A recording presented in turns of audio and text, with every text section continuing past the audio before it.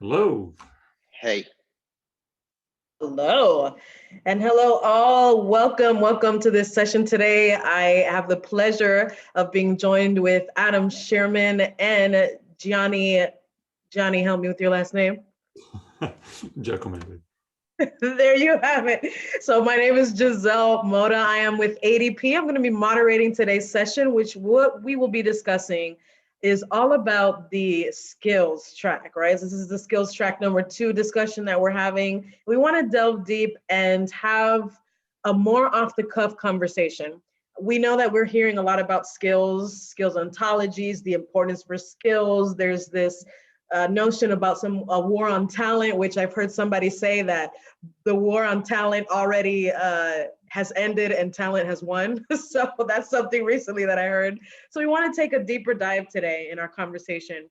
Again, my name is Giselle Mota. I am a principal consultant for the future of work at ADP, where I talk a lot about everything from AI, machine learning, data analytics, the contingent workforce, the gig economy, and especially we're looking now into skills. Skills is very important and a special place in my heart that I look at it, which I'd love for us to discuss this also today, is the impact and opportunity that skilling people up has, even on initiatives like diversity, equity, and inclusion, and employer social responsibility. So we're gonna get into it today, but before we do, and before I introduce our amazing panel today, I want to encourage everyone who's on the call with us to please be interactive.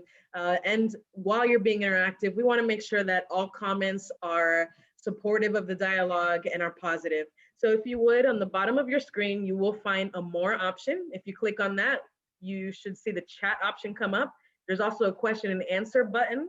And there is an opportunity for you to share some reactions as well throughout today's conversation. So without further ado, Adam and Gianni, thank you so much for being here today.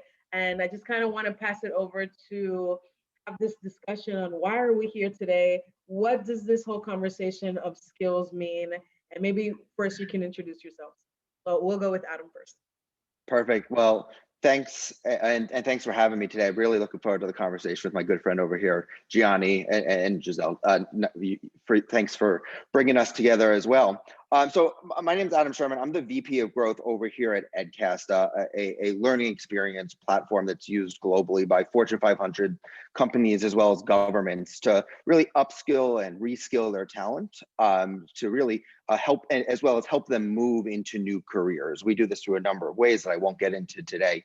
But what we're uniquely excited about here over at Edcast is the way that organizations are coming together, not only competitors within their own organizations or countries within multiple regions, to recognize that skilling is a global problem, and that they're going to need people to really come together to think of ways that can have the real impact. And I think Gianni and I will get into some of those to get to today.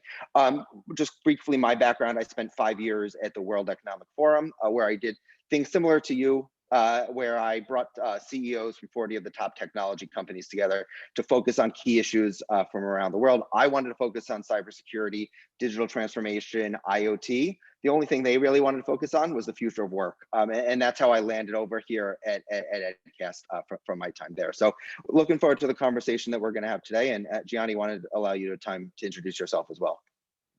Of course. So Gianni Giacomelli, I'm Chief Innovation Officer at Genpact. Genpact is a global professional services company involved in the digital transformation of large operations. There's about 100,000 of us across 25 countries. And one of the main things that I try to do in my Chief Innovation Officer role is to create enough of a capacity of people with the right skills, because we know that without the right skills, innovation and transformation doesn't happen, especially in a company like ours where automation and digitalization are the core of the business of our clients. And most of our people need to learn a lot faster than they used to. So for us, it's a little bit of a canary in the coal mine kind of situation. In my ample spare time, I am head of innovation at MIT at the Center for Collective Intelligence. We have a design lab where we look at design principles for organizations in the future, where artificial intelligence and digital technologies will actually do a bunch of the things that people do today, and what will people do? So that's what I do in my spare time. I am based in Berlin, not that it matters really all that much, and it's great to be here today. Thank you. Excellent, I love it. So as we dive in, many of these topics, you mentioned it, Adam, about the future of work in the World Economic Forum, and Gianni, you're talking about this emphasis on skills. None of this is new. None of it is new. We've been talking about it for a long time now. But my question to both of you is going to be, what's different this time around? What needs to be different in learning and development? What needs to be different as we approach this topic of skills? The reason why I bring it up, right now, there are people who are looking for certain skill sets in their organizations. Yet, oftentimes, we keep promoting the same homogeneous group of people. We keep still giving the same old learning capabilities. We're not kind of yet truly tapping and thinking outside of the box on a large scale, at least not most organizations. Some people are doing amazing things to the point where I actually recently heard a CHRO from the Netherlands, and she was talking about how she uses skills and she's taking information from LMSs, right, and starting to bring them into some type of a dashboard view so that managers can be held accountable and they can see where are the skills gaps. And it helps with workforce planning, it helps with training opportunities, it helps them be compliant with safety issues so that they're always scheduling the right people for the right job. So in your opinion, please share with us what needs to be different. Like, how do we shake this conversation up? I'll start with you, Gianni. Well, I'll try to not to be controversial just for the sake of it, but I think we owe it to ourselves and the millions of people who need to learn. Simple realization that the operating model for reskilling people is profoundly broken, is not fit for purpose in a time in which hundreds of millions of people need to reskill on a very large number of skills, and those skills change a lot faster than it used to be. Even if I were a developer in the old times, my skill would change probably every 5-7 years. Now, if I'm a developer, my skill changes every 2 years. Even if I have a normal job, a bunch of the skills that I need to have in order to be able to interoperate with people who do digital transformation, things like agile, things like design thinking. Those things are new. Most people don't have enough of that knowledge. And so the problem, again, this comes from a place of respect and love, is that learning and development organizations are frankly delusional about the fact that we can actually get people reskilled at scale and at speed and at the granularity that we need with the operating model we used to have, which largely is, let's buy some content, put it into a platform, and delegate everything else to the learners. I think we fundamentally need to move away from that place. There's a problem of supply, meaning the granularity of the skills and the speed of refresh of the skills need to completely change. And so we need to change that. And I think the other problem I think we have is L&D doesn't own learning. Managers own learning. Managers owe it to their people and are entrusted people by the top of the house, right, with skills in mind. So I think both supply and demand need to change. I love what you said. It's said with love, but they're being a little delusional. And you said it with such a straight face. I love it. All right, Adam, what are your thoughts on that? No, I agree, and I think I'll take I agree with Gianni. I'll take the employee's viewpoint on this as well, is that we really need to be looking at the way that we are developing talent. We're encouraging people from a humanistic standpoint. We need to really realize who we are as humans, what motivates us, and how technology and platforms can actually aid us instead of doing it for us.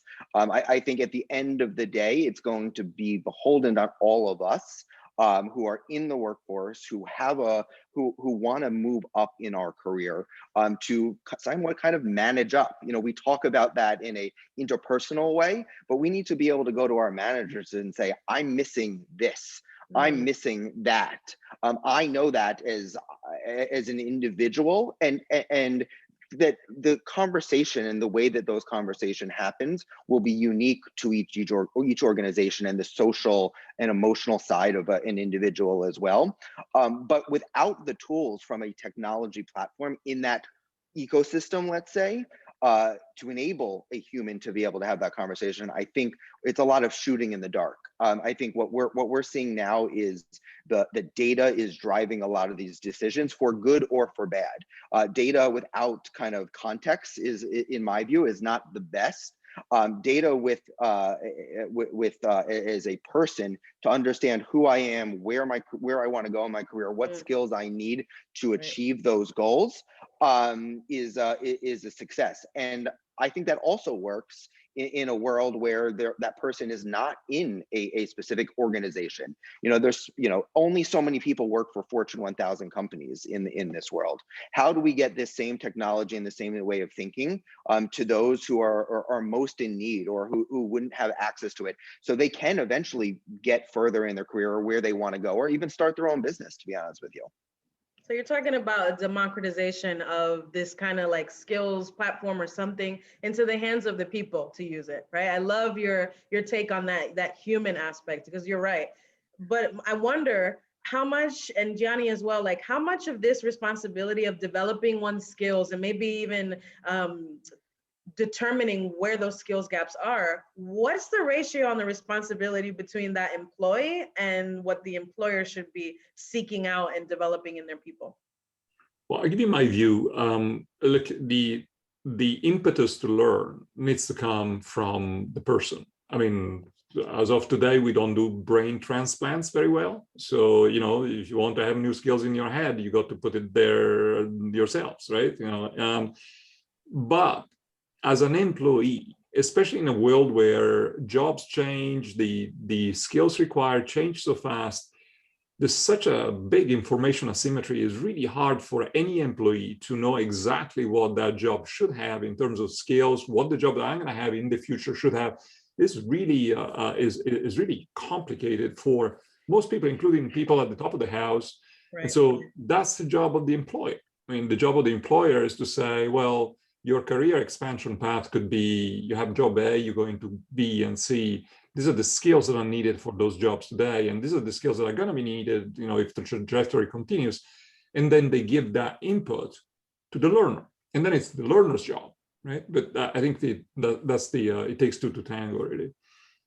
Okay, so it's that partnership is what I'm hearing now, right? Great. All right, so as far as kind of moving along in this discussion, my other question is, I said it from the beginning, this is not new. However, it's been accelerated. This topic of skills and the future of work and everything, it's been accelerated, and especially because of the pandemic. So what has the pandemic shown us about skills and learning and developing people?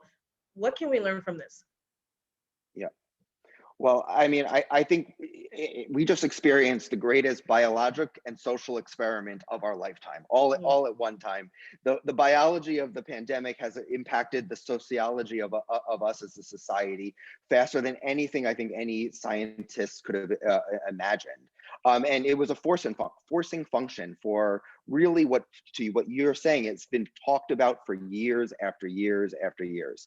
Change in ourselves, it has always been the hardest thing for us to really push forward, unless that forcing function has to be. May it be your spouse, may it be your friend, may it be your employer. We've now been forced to operate in this way for over 18 months.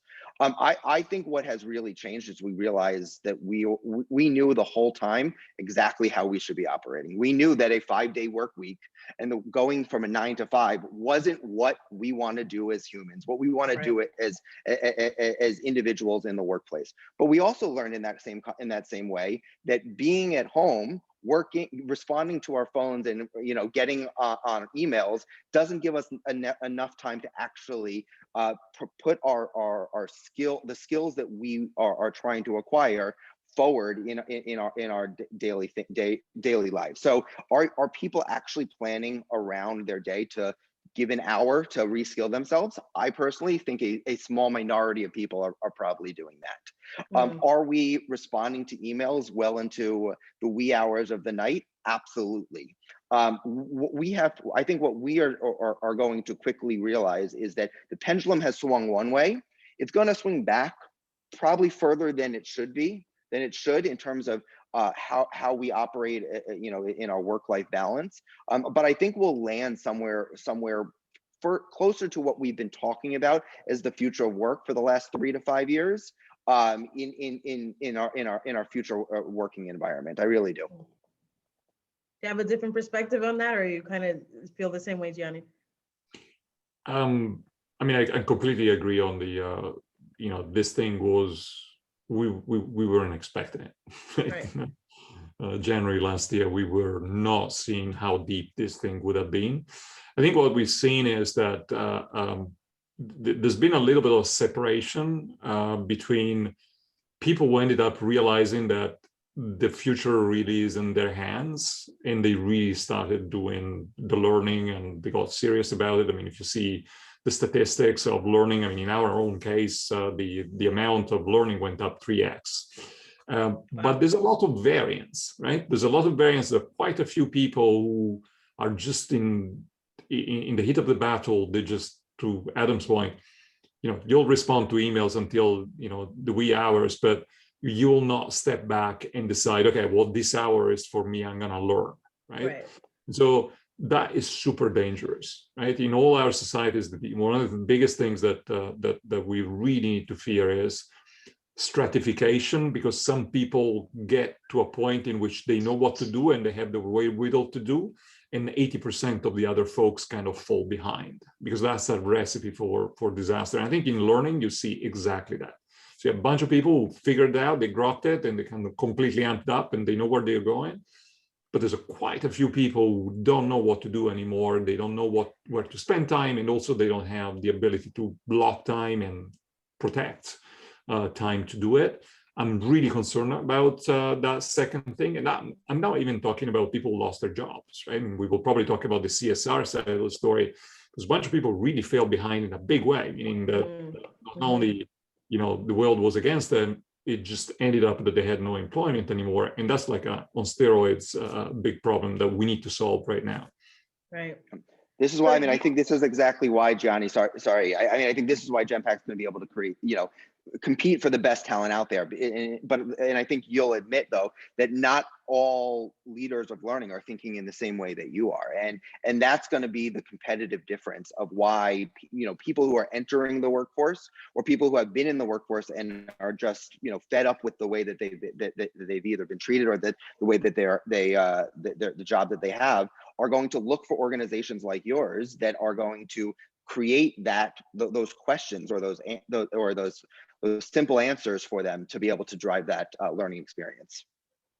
I think there's data that says that over 40% of people who don't feel that they are being trained properly consider quitting their job. Right? There's data out there, so this is coming. So you're both mentioning certain points about people's lack of satisfaction, or lack of even ability sometimes to gain that skill set that they need. There were other statistics around the gig economy and how much they upskill themselves and how advanced they are. So if you're working kind of in a gig opportunity, or maybe you're part of the contingent workforce, you're constantly finding ways, statistically speaking, to kind of skill yourself up. What would you think is the difference between an employee who's probably working at that Fortune 1000 company that you mentioned, Adam, or at any other, versus someone who's probably in the contingent or gig economy, being able to skill themselves up? Like, where's that gap, and how can we probably help to solve that? Adam, you want to give it a shot, or you want me to? Yeah, why don't you go to that for sure? I mean, I'm gonna try to be a little polarizing here, so that I think at least we get some discussion going. Look, gig economy folks come in very different shapes and forms, but many of them are almost small entrepreneurs. And a small entrepreneur, they eat what they kill. And they know if they're not running fast enough, they don't kill that much anymore. And so they don't eat that much anymore. And so sorry to all our vegans on the call. Could be fish, right? You can forage. We'll go with that, right? You forage, yeah. Thank you. And so they probably are already in a different place, right? They know that with freedom, there's risk, and they kind of, by the way, some of them also struggle. I think employees, the problem is that they kind of got raised into an employment in a workforce where the skills were changing a lot less fast. And the employer was providing some, at least semblance of progression in skills, etc. But that's a complete fallacy. I mean, that's a real false belief and false sense of security. And I think in the last 5 years, especially since digital has become so prevalent in some industries, I think, COVID-19 in many respects is, many people had that treatment through digital 5 years ago, and now COVID-19 is actually doing it to other industries. At some point, the bottom comes out, and people fall through. And so that is, I think, the riskiest thing. People being in a job for 20, 30 years, they don't have the muscle anymore, they don't have the motion anymore, and their employer doesn't do that, doesn't put that into, first of all, they don't enable them, but also doesn't enable and empower and really incentivize the managers to take care of that. I mean, at the end of the day, if I'm an employee and my manager doesn't give me time to learn, what do you want me to do? I possibly can do it on Sunday morning, right? If my family allows it to do. So I think we have quite a few levers as an employee that are really playing against me, and as employers of choice, and any employer of choice these days needs to really take care of the things we just talked about. Adam, what do you think? Yeah, no, I think I agree. I mean, well, I do agree. I just think I think what we're looking at here is with the giga economy workforce itself. The CEOs and the executives of those organizations understand that they will have massive turnover of their employees as people go in and out of their own jobs. A gig economy job could be a break for so many people, or a retirement for others. It's a lifeline for so many, for sure. And I don't want to over paint that, but really what we're talking about here is that giving them the tools to be able to decide will help them down the road, for sure. So if they want to drive for Uber at night, but then prepare to be an accountant in the morning, that's choice. And I think that's really what we're all going for here. Choice as an employee, or is it from a gig organization? That's a little controversial for organizations who want to hold on to their talent, being able to think outside of the box in that way and truly allow people. And this kind of is a good segue for a question we had from the audience. So Mark, thank you so much for your question. He says, how do we deal with the fact that most people hate their jobs? Is there a solution for this? And I think just kind of a segue into whatever you guys want to respond there. Again, some people are stuck in their jobs, in their roles. They are doing that. Gianni, you said it. They're sitting in their roles for 20, 30 years. They're not upskilling. They're not learning new things. Let's get away from the terms re and upskilling sometimes, but they're not learning new things and staying relevant. And maybe they hate their jobs. So what do we do in this case, in the fact that most people hate their jobs in light of skills? So I don't know about hate, but there's certainly, the statistics about engagement and disengagement are significant, right? I mean, the majority of people are disengaged with their jobs, right? So I don't know if that the standpoint out to say this hate, but let me connect a few dots between the gig economy and people who are disengaged, right? I think there needs to be a new way of really creating talent marketplaces within companies where people can rotate, can go into different jobs, can go into lateral jobs. And that takes two things. One, it takes companies to actually think about it, right? So if I have job A, can I go into job B, or can I add something to job A? And what do I need to learn to be able to do it, right? If you do those two things, you'll actually retain people. People will be more engaged. The better people will stay around, and in general, productivity will go up because you're engaging. But you got to do those two things, right? You got to try to map out what can people do if they are in a job, what is the expansion path, and then what is the learning that people can use to get there. Not impossible. It just is certainly not something that most companies were doing in the past.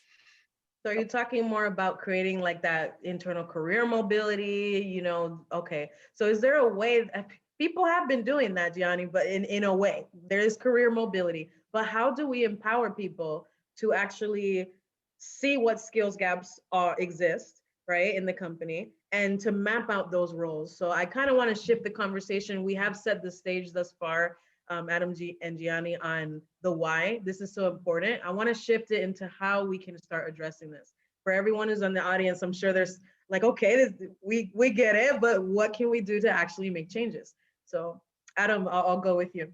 Yeah, and I promise this isn't a plug or a commercial about Edcast, but we do that every day.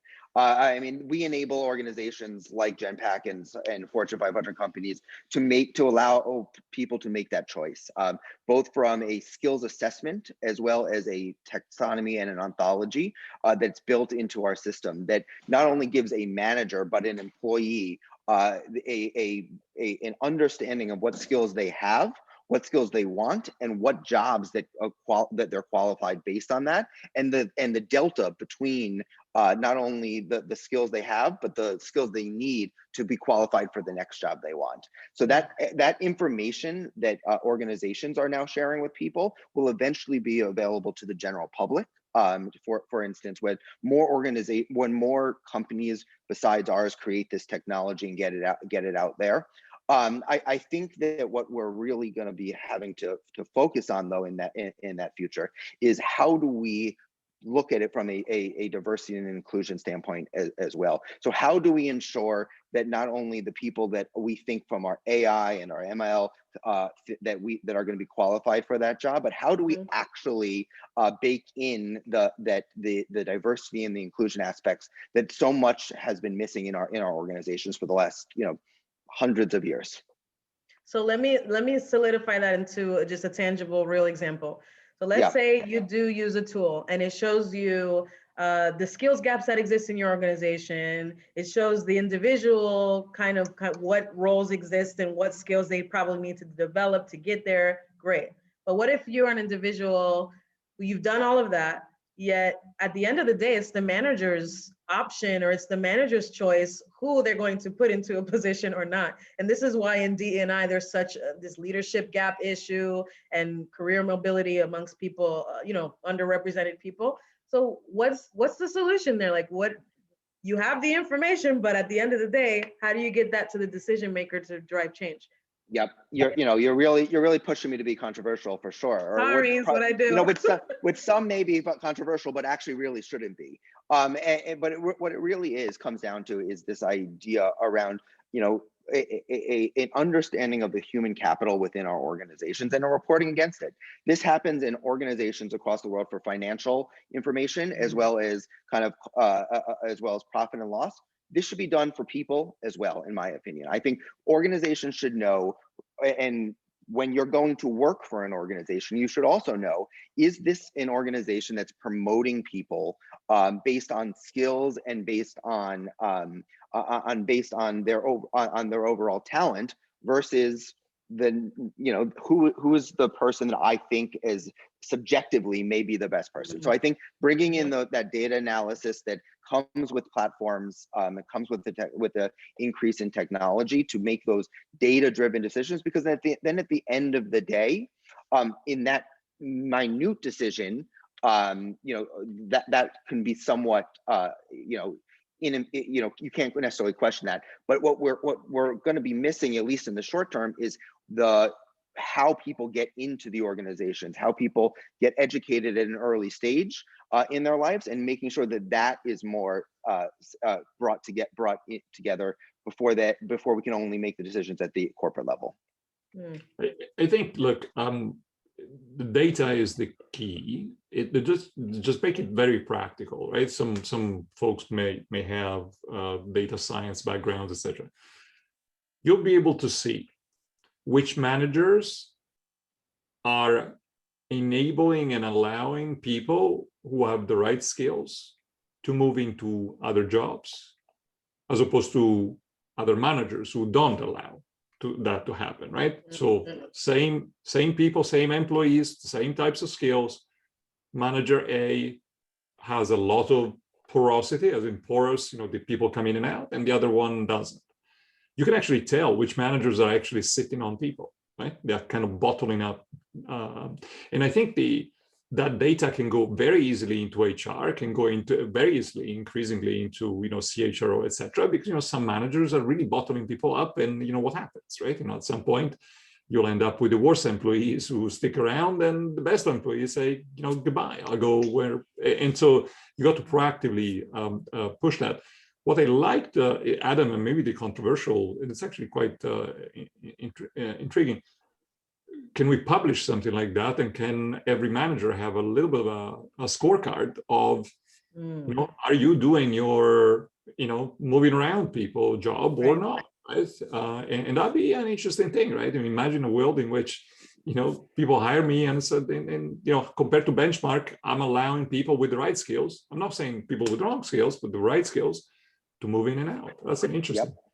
Yep. The NASDAQ before Dow. Adam, for just a second here, and I want to reach out to the audience and say, we had some great questions coming in. Please keep them coming in, or maybe there's something that you want to share as your thought, or maybe there's something you disagree with from what you're hearing. Please, whatever it is, feel free to share with us, and we definitely want to keep this engaging and bring it back to our discussion today. But go ahead, Adam. No, I was just going to say the NASDAQ and the Dow and the S&P are all indexes of companies. Why can't we map an index to how companies are doing in terms of, their human capital in itself? I think that's something that we should actually take offline, Gianni, and think about how we could actually do that to maybe talk about it the next skills day. Look, I mean, Giselle, ADP, right? I mean, ADP has also become famous because there we go. Employment report, right? Can we create an index of companies allowing people to move in and out? And I think it's a matter of getting data into insights, then into the hands of people who take decisions. Absolutely. We have a diversity dashboard that we've started, and we're starting to also next phase just kind of benchmark with those diversity metrics and where people are to drive action and accountability. So to your point, it's all about that visibility, not just showing somebody the data, hey, here's 20% of your workforce is African-American and 30% is this. That's not enough anymore. We also need to kind of help guide people towards recommendations so they can take action and truly be accountable. I love your ideas that you're coming up with. So yes, go ahead. If I could, let me just add one thing. I think right now, labor is experiencing the most power that they've had in generations. So individuals over companies are going to be able to make more and more decisions for themselves based on the available information out there. I think, being able to get that type of data to people will only make the labor force even more powerful today, which I know, as companies are probably a little bit nervous about how we're going to deal with an employee and a potential employee who has some more power over me than they used to a year ago or a few years ago. I am so intrigued on this democratization concept you keep bringing up.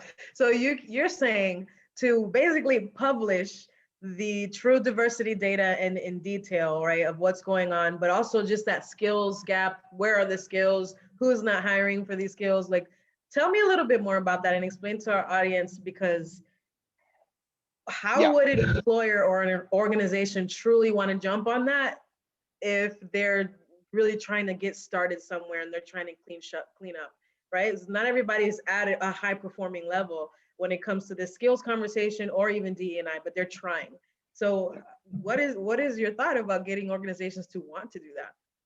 Yeah, well, so on the skills side, I'm not as bullish, let's say, on publishing that data. I think that is a lot of that time is proprietary information, and I think that provides the competitiveness of an individual organization. What I am saying though is organizations should be publishing what type of training they provide their employees, what types of systems they have in place. If you are a new candidate coming in, what type of learning you will be getting, how will I be supporting you as much as how will you be providing me a better bottom line for my either shareholders or investors. I think that type of information should be available to a candidate or democratized to all.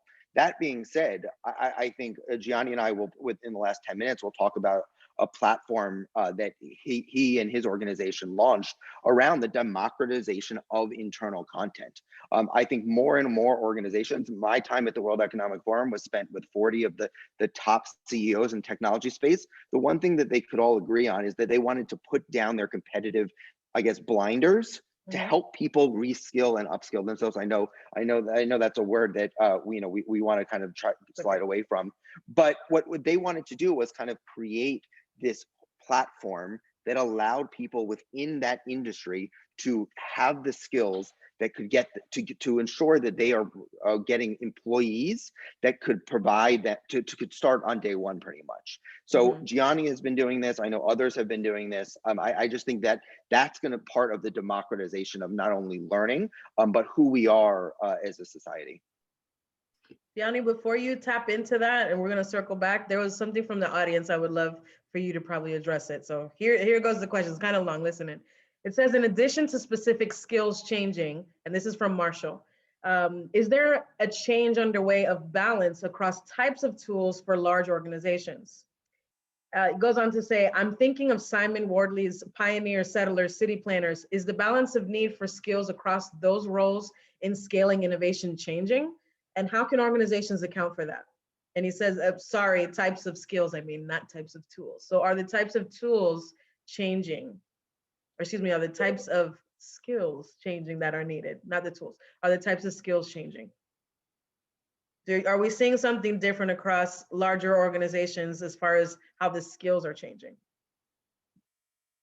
I believe you touched on this a little bit before. You mentioned, Gianni, about agility and the need, for probably change management and all these things that probably haven't been taught before, now becoming a little bit more widespread. So anything else that you can think of along those lines?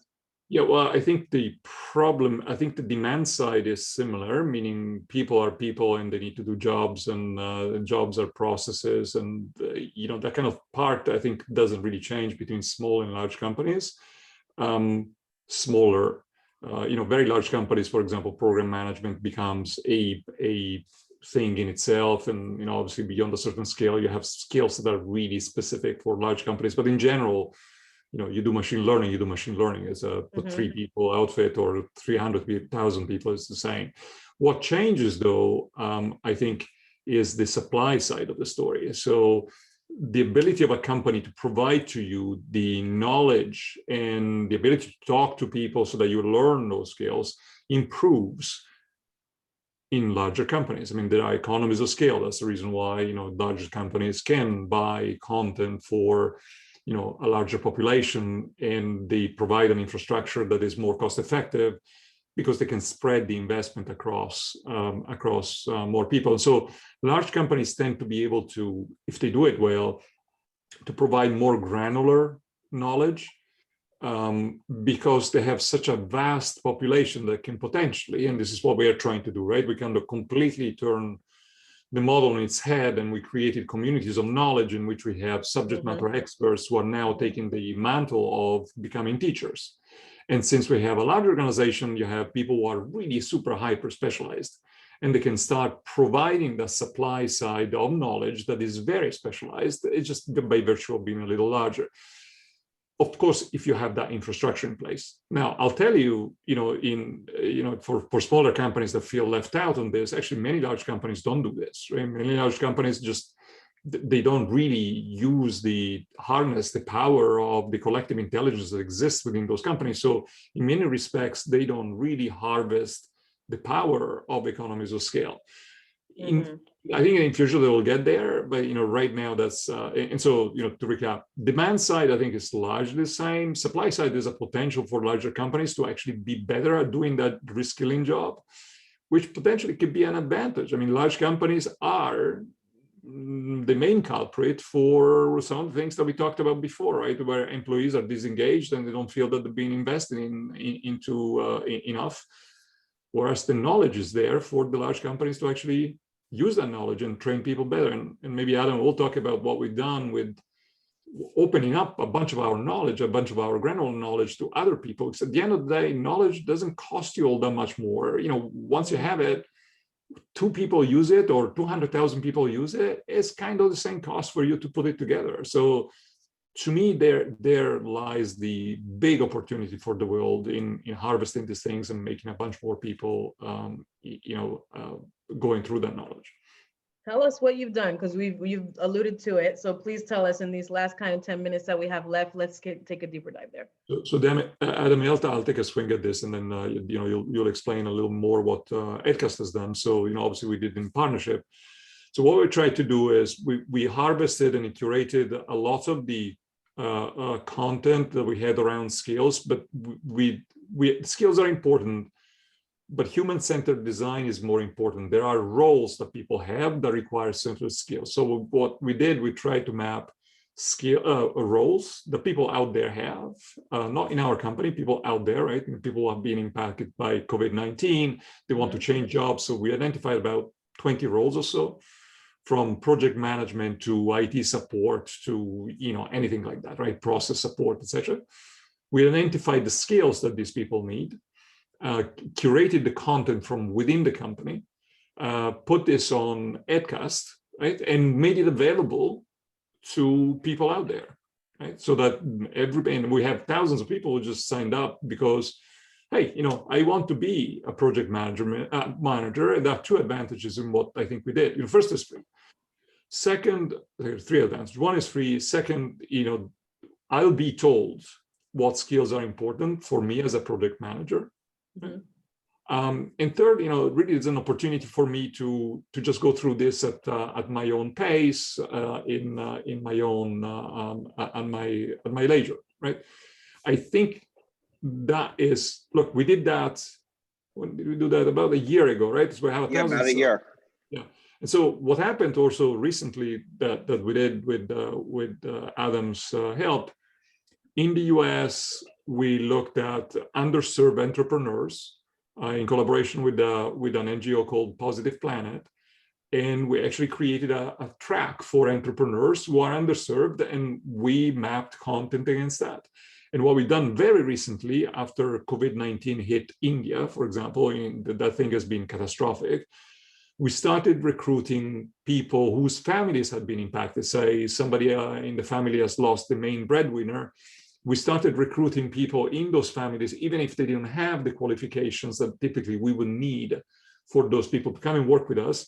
And what we did, we said, okay, why don't you start boning up on those skills on this platform? We call this platform Rise Together, in which people who have been impacted because in their family they've lost, they lost people, right? I mean, you can become poor very quickly. Mm-hmm. They can now learn, and then they can come work with us, right? So we literally have hundreds of people who've gone just in the last few weeks. We're trying to kind of raise them from where they are and give them a job through reskilling, right? And they're not our employees, right? But we are really trying to get the communities back on their feet. And ultimately, it's good for us as well, because, a bunch of these people will be very good employees, will be very loyal. I love that example. My goodness, how impactful is that? So not only is it touching on that corporate social responsibility, but also just being a good human, back to how Adam keeps on mentioning these points about our humanity. And then it's, like you said, the dual effect of that on the other side of it is you will have employees that are going to be loyal to you. They're going to probably be more engaged at work. They're going to feel a sense of belonging. So it just hits so many things at the same time. That's an awesome example. Wow, amazing work that you're doing. Right. So Adam, what else would you like to share on that? No, I'm just so impressed with the work that Genpact has done in this space, for sure. I mean, what I also see is that governments are also taking this same idea that Gianni has and creating their own platforms. They're realizing that the information is the somewhat, let's call it the easy part. Getting it in the people's hands and allowing them to actually see the benefit for him takes a whole approach. And I've talked about this a lot today, I guess. And I didn't come thinking I was going to be the holistic guy today, but it really does take to build a community takes a village, let's say. And what I see organizations doing, and what we're seeing at Edcast organizations as well as governments doing, is building those public-private partnerships that are going to create a better society for us all.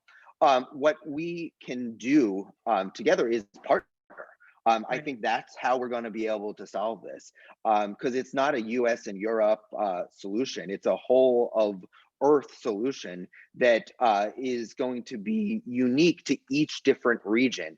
And we know enough, I believe, today, and we have the information as leaders to be able to pinpoint and dictate a lot of that.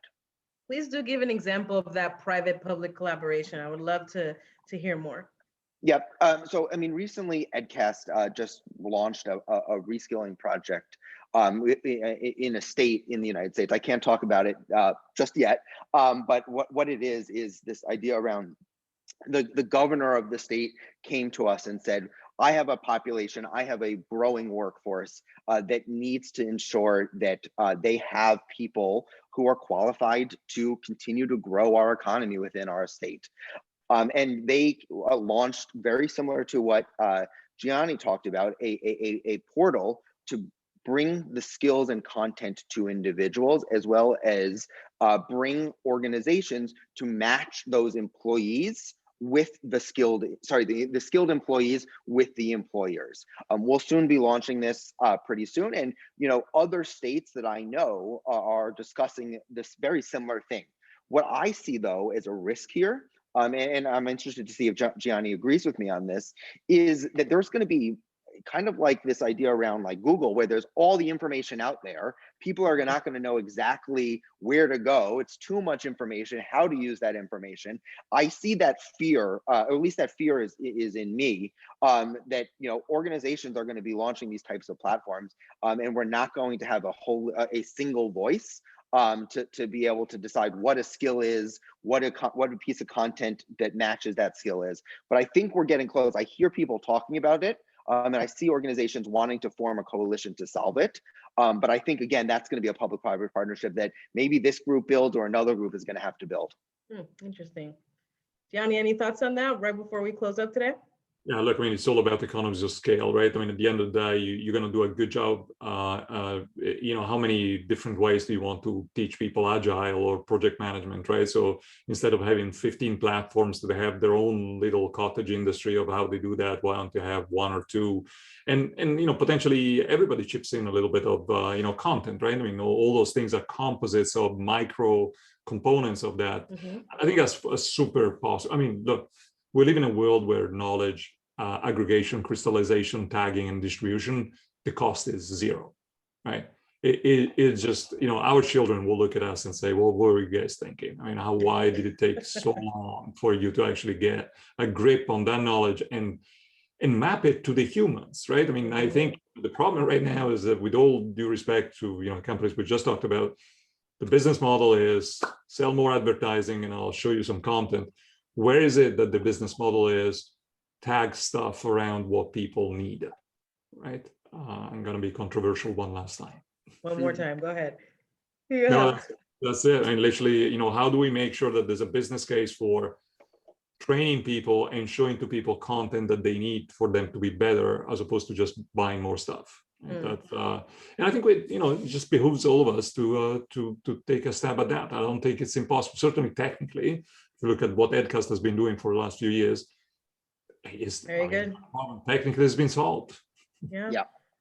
So you all heard it today. This is the conversation, learning at scale. This is that second round of that. I hope that you heard something that was outside of the box. I want to learn more about what Edcast is doing, what Genpact is doing as well. So if you guys can share with us, where can we learn more? How can we learn more about the case study and kind of get plugged in? How could we do that? So on the Genpact side, if you look at Adapt and Rise, Genpact Adapt and Rise, you Google it up and you'll find all the things that we are doing across the spectrum. Adam? Yeah, on the Edcast, edcast.com for sure. You can also find me on LinkedIn. And, you know, we have some great partnerships out there that we've been talking about today. So, and you know, Gianni, thank you for the great conversation and the partnership throughout the years as well. Well, thank you. Thank you. On that note, thank you both for your inspiration and being able to shine a light on this topic in a more human-centric way. I really appreciate that. It's been different, it's been refreshing, and I look forward to seeing what both of you continue to do. Thanks to the audience for attending today. Thank you for Global Skills Day for having us all, and I hope you continue to enjoy the conference today.